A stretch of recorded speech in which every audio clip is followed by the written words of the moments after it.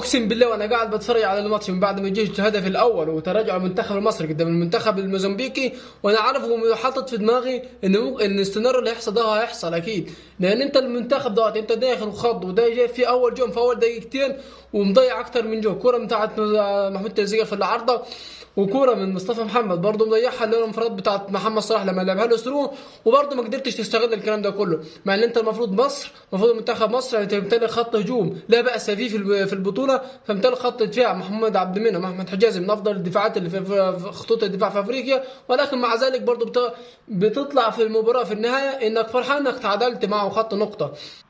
فلو وصلك الفيديو اشترك لي في القناه واعمل لي لايك. المهم تيجي تخش على المباراه اللي بصراحه عمنا فيتوريا بدا المباراه باكتر تشكيله غريبه في المباراه في التاريخ يا جدع. دي مش تشكيله اقسم بالله العظيم ولا حتى تكتيكيا داخل الملعب او داخل المباراه، مفيش اي حاجه، مفيش اي حاجه جديده.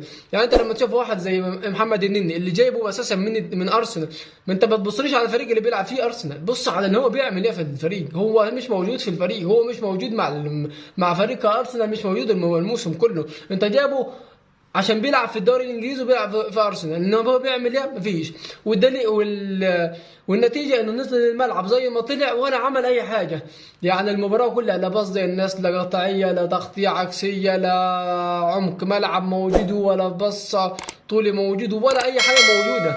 يعني انت في كورتين كانت كفلتين اللي انت تجيب بيهم هدف على الاقل. المباراه الكورتين كان ممكن تجيب تخلص بكره وتجيب جول، انما انت موجود واحد زي النني بعيد عن الملعب وبتحطه، واحد زي مثلا محمد صلاح اللي انت حبيت تحط تركيه من عندك وتلعب راس صانع العاب ورحت مكتف وخلص ومعجزه. لا يا عم، ده مش محمد صلاح، انت كده بتقتله.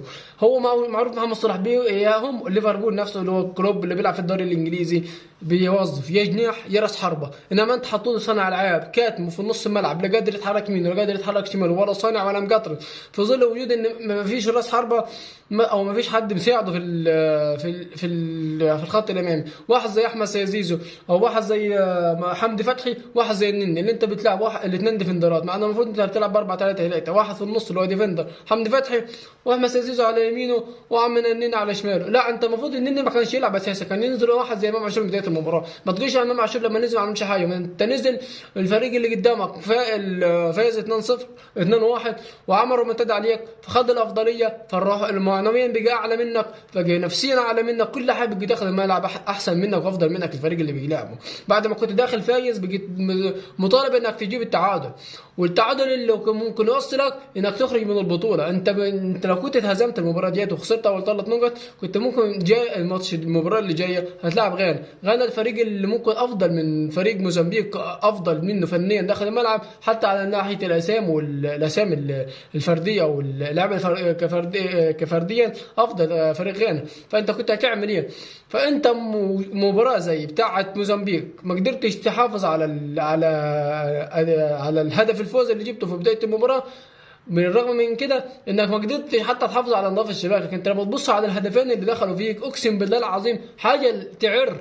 انت هدف مفيش لا تغطيه عكسيه، مفيش ضغط من الباك الشمال محمد حمدي على اللاعب وهو بيرفع العرضيه، مفيش تغطيه عكسيه من الاثنين، عندك اثنين بيلعبوا براسهم ولا اجدح اثنين بيلعبوا بالراس، محمد عبد المنعم واحمد حجازي. الاثنين اللاعب بيرتقي وبيعمل ارتقاء، بيركن الكره على يمين محمد، على شمال محمد الشناوي اللي بيطير عليها ما يقدرش يعمل حاجه لان الكره صعبه جدا وقويه.